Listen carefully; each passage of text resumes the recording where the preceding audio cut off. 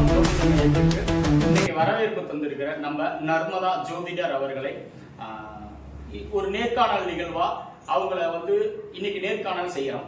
அதுல சந்திரன், அதாவது தாயினுடைய அடிப்படை எப்படி இருக்கும் அப்படிங்கிறத இவங்க கிட்ட கேட்டு தெரிஞ்சுக்கலாம். வணக்கங்க. வணக்கம். இப்ப ஒரு குடும்ப ரீதியான இடத்துல தாய் தந்தை அப்படிங்கிற ஒரு ஸ்தானம் அப்படிங்கிறது அதிகமா நம்ம பார்க்கப்படுறோம். அப்ப தாய் மட்டும் அந்த குடும்பத்துல ரொம்ப மோட்டிவா, ரொம்ப நிர்வாகத்தன்மையா இருக்கக்கூடிய ஜாதகங்கள் எப்படி இருக்கும் மேடம்? சந்திரன் ரிஷப ராசி, கடகம் ராசி, விருச்சிகம் ராசி, மகரம் ராசி, இந்த 4 ராசிகள்ல இருந்துச்சுன்னா அவங்க ஆளுமையா இருப்பாங்க. அவங்க அம்மா அந்த குடும்பத்துல பவர் எடுப்பாங்க. அந்த குழந்தைக்கு அந்த சந்திரன் அந்த ராசிகள்ல இருந்துச்சுன்னா அவங்க அம்மா ஆளுமையா இருப்பாங்க.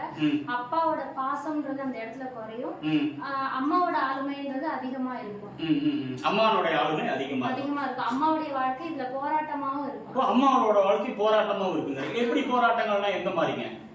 அப்பாவால எந்த ஒரு இதுவும் இல்லாம, எந்த ஒரு பெனிஃபிட்ஸும் இல்லாம இருக்கிறது. தந்தையினால அந்த குடும்பத்துக்கு, அந்த குழந்தைகளுக்கு கொஞ்சம் அவருடைய பங்களிப்பு கம்மியா இருக்குன்னு சொல்ல வரீங்களா? அந்த குடும்பத்தை வழி நடத்துறது அவரோட பங்களிப்பு இருக்கும். அவர் சம்பாதிப்பாரு, கொடுப்பாரு. இருந்தாலும் எல்லா முடிவுகளும் அம்மாவால எடுக்கப்படும். அம்மா மட்டும்தான் அந்த இடத்துல டிசிஷன் எடுக்கிற ஒருத்தவங்களா இருப்பாங்க. அதாவது நீங்க என்ன சொல்றீங்கன்னா, தந்தை அந்த குடும்பத்துக்கு ஒரு ஸ்தான பலம் அப்படிங்கிறது இருப்பா அப்படி. ஆனா அந்த ஸ்தானத்தில் இருக்கக்கூடிய தந்தை இந்த குடும்பத்துக்கான நிர்வாகம் இல்லாமல் உழைச்சு கொடுத்தாலும் அம்மா தான் அந்த குடும்பத்துக்கான முக்கிய பொறுப்புகள் எடுப்பது, அந்த குடும்பத்தை நிர்வாகம் செய்யறதே தாய் தான் அப்படின்னு சொல்றீங்க. குழந்தைகளுடைய வளர்ப்பு தன்மை எப்படி இருக்கு? இப்ப தாய் கிட்ட ஒரு குழந்தை அடாப்ட் ஆகி வளருது அப்படின்னா அந்த வளர்ச்சி தன்மை அந்த தாயால் எப்படி இருக்கும்? ஓரளவுக்கு நல்லா வளர்த்து கொண்டு வந்துடுவாங்க. ஒரு நல்ல ஸ்டேஜுக்கு கொண்டு வந்து விடுவாங்க. என்னன்னா இந்த குழந்தைங்க ஒரு மனக்குழப்பம் இதனால வேணா இது பண்ணலாம். ஆனா அம்மாவோட வளர்ப்புன்றது ரொம்ப பாசமா, அன்பா, அம்மா கிட்ட ரொம்ப அன்பா இருக்கக்கூடிய பர்சன்ஸா இருப்பாங்க. அம்மா கிட்ட ரொம்ப அன்பு பாசங்கள் அதிகமா இருப்பாங்க.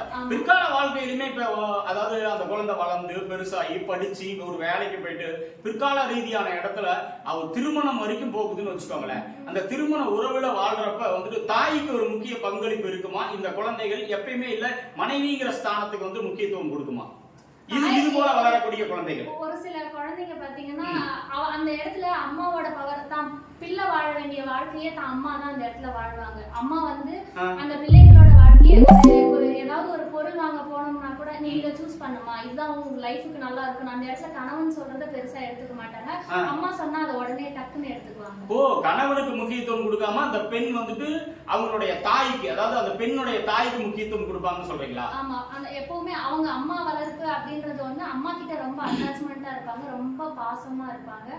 அம்மா ரொம்ப பாசமா அட்டாச்மெண்டா இருக்கிறதுனால அந்த ஃபேமிலி லைஃப்னு போகும்போது அம்மாவோட டாமினேஷன்ன்றது அந்த இடத்துல இருக்கும். அம்மா கிட்ட கேட்டுதான் எந்த ஒரு விஷயமும் செய்வாங்க.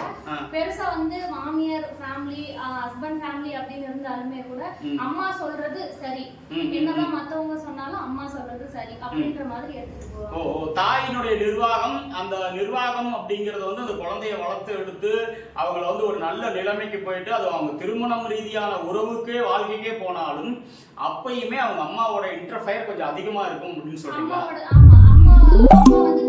நம்ம வாழ வேண்டிய வாழ்க்கையே தான் பிள்ளை வாழணும் அப்படின்னு நினைச்சாலுமே, நம்ம வாழாத வாழ்க்கையை பிள்ளை வாழணும்னு நினைச்சாலுமே அந்த இடத்துல இவங்க பிள்ளைய வாழ விட மாட்டாங்க. பெருசா நிறைய இந்த இடத்துல சொல்லி கொடுக்கறது, அந்த அம்மா பிள்ளையோட வாழ்க்கைக்குள்ள அம்மா போயிட்டு பேசுறது, இதெல்லாம் நிறைய அம்மாவோட தலையீடுகள் அதிகமா இருக்கும். அம்மாவோட தலையீடுகள் அதிகமா இருக்கும். சரி, ஓகே. ஆனா இருந்தாலும் தாயினுடைய வளர்ப்பு இருக்கிறப்ப ரொம்ப இவங்களும் ஒரு அட்டாச்மெண்ட்ல அந்த தாய்மை உணர்வு அதிகமா இருக்கக்கூடிய பிள்ளைங்களா வளர்றாங்களா, இல்ல அவங்களுக்கான வெறுப்புணர்ச்சி ரொம்ப அதிகமாயிருது? அதாவது தந்தையினுடைய அன்பை அதிகமா பெறாததுனாலயோ இல்ல தந்தையினுடைய சூழல் அமைப்பு அவங்களால கொண்டு வராதனாலயோ இவங்களுக்கு எப்படி இருக்கு? ரொம்ப பாசமா, ரொம்ப இரக்க குணம், ரொம்ப அட்டாச் ஆகுறவங்க, ஈஸியா ஒருத்தவங்க கிட்ட ஒட்டிக்கிறவங்க, ஈஸியா ஒருத்தவங்க கிட்ட பேட்சப் ஆகுறவங்க, எல்லாமே சந்திரன் அதிகாரமா இருக்கிறவங்க, சந்திரன் ஆளுமையில இருக்கிறவங்க தான் இருக்கும். இவங்க சீக்கிரமா ஒருத்தர்கிட்ட அட்டாச்மெண்ட் ஆயிடுவாங்க. ஆமா. சரி, ஓகேங்க. அதே மாதிரி பேச்சு திறமையும் இவங்க கிட்ட இருக்கும். இருந்தாலும் சில இடத்துல இவங்க பேசுறதுனாலயும் ரொம்ப வர வச்சுக்குவாங்க. இவங்ககிட்ட பேச்சு திறமையும் இருக்கு. அதாவது இந்த வாயால கெட்டு போயிருவாங்கன்னு சொல்லுவாங்களா, அந்த மாதிரிங்களா? ஓகே. அந்த பேச்சாலையும் இவங்களுக்கு அந்த தடுமாற்றத்தை கொடுக்குது. சரி, ஓகேங்க.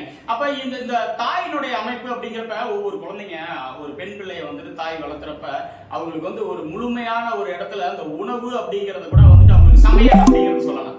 இப்போ ஒரு சமையல் அடிப்படையில அவங்க வந்துட்டு அவங்களுக்கு அவங்க அம்மா சொல்லி கொடுக்காம விட்டுறதா இல்ல அவங்க கத்துக்காம விட்டுறாங்களா? ஏன் அப்படின்னு கேட்டீங்கன்னா அவங்க அந்த உணவு பரிமாறக்கூடிய இடத்துலயும் சரி, உணவை சமைக்கிற இடத்துலயும் சரி அவங்களுக்கு கொஞ்சம் பின்தங்கி இருக்காங்களே, என்ன காரணம்? சார், சந்திரன் அதிகாரமானவங்க பின்தங்கி இருக்காங்க அப்படின்றது கிடையாது. சந்திரன் அதிகாரமானவங்க தான் குயிக்கா சமையல கத்துக்குவாங்க. அதே மாதிரி நல்லா சமைக்கிறவங்களும் அவங்கதான். எல்லாரை விட சமையல்ல இன்ட்ரெஸ்ட் காமிக்கிறவங்களும் அவங்கதான். ஆனா வந்து அது வந்து லேட்டா கத்துக்கிட்டாலும் ஈஸியா புடிச்சுக்குவாங்க. ஓ அப்படியா? சமையல் துறையில கொஞ்சம் பெருசா வரவங்களும் இந்த சந்திரன் அதிகாரமானவங்க தான் சமையல் துறையில கொஞ்சம். அப்ப வாய்க்கு ருசியா அவங்களை கல்யாணம் பண்ணிக்கிறவங்க சாப்பிடலாம் அப்படின்னு சொல்ல வரீங்க, அப்படிதானே? கண்டிப்பாங்க. சரி, ஓகே, மிக்க மகிழ்ச்சி நர்மதா மேம். அதாவது விளக்கம் தாயினுடைய அடிப்படையும் தாயை சார்ந்த அந்த குழந்தை வளரக்கூடிய சூழலையும் ரொம்ப விலக்கி சொன்னீங்க. அந்த நேர்காணலுக்கு எங்களுடைய